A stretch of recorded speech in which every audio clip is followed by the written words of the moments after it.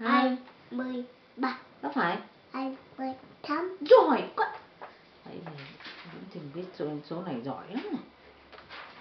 Số 9. Không, số 2 trước này. Số 2 với số 8 mình đọc 28. Rồi số 2 với số 9 mình đọc bao nhiêu? Từ từ đã, số 2 với số 9 đọc bao nhiêu này? 19. Đó phải. 2 gì? 10. 20 mấy? 29. Giỏi quá, 29 hả? Vậy số này số mấy này Diễm Trình? Số 1. 2 số 1 đọc sao? 11. Giỏi quá nhỉ? Phải nhỉ? Rồi, số này Diễm Trình viết giỏi lắm.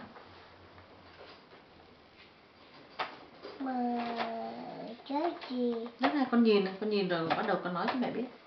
Mẹ đâu trả lời được. Này. Số 1 với số 5 đọc sao?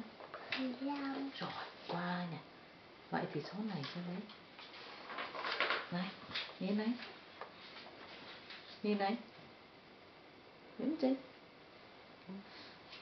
Số mấy đây? 9. Mấy? 19. Ôi giỏi nhỉ. Ồ, Diễm Trình viết giỏi thế nhỉ. Số 2 với số 1 mình đọc sao?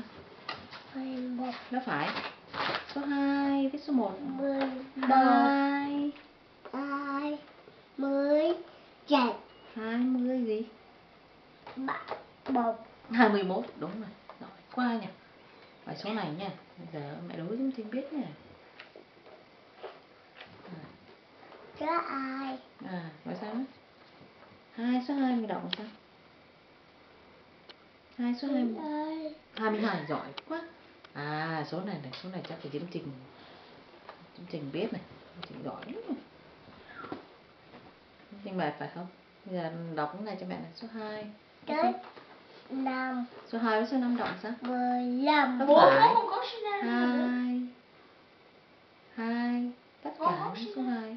Tất cả những số 2 mình đọc là 2 gì? 20 mấy? 20 mấy? 20. 20 mấy? Bỏ ra cái cây này cho nó bắt bỏ lên. Cái cây nào vậy? 20 mấy?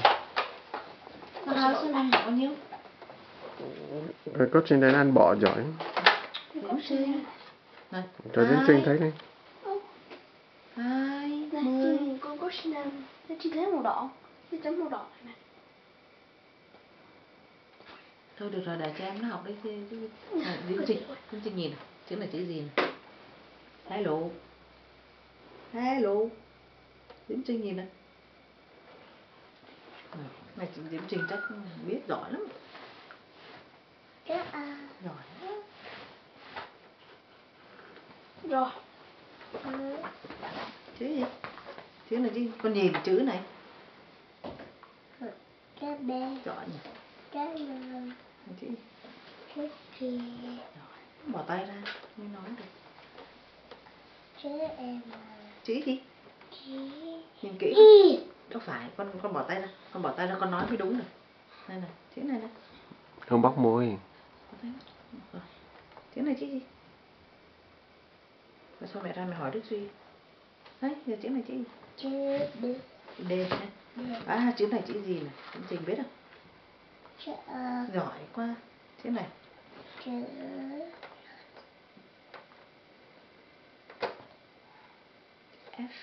F. Rồi chữ này chữ gì? Này là nhìn.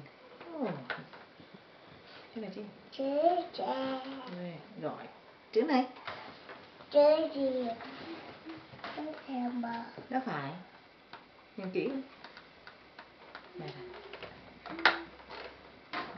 Mẹ. Làm gì? Giờ làm lại nha. Làm là Số này số mấy này? số 1. 1. 2 số 1 đọc sao? 11. Giỏi quá.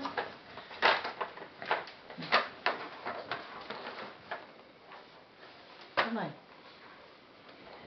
Chữ gì? Số 1 với số 2 đọc sao? 12. Này. Diễm Trình này. 13. Giỏi quá. Số 4. Số 1 gì? Số 1 với số 4 đọc sao? 14. Giỏi quá.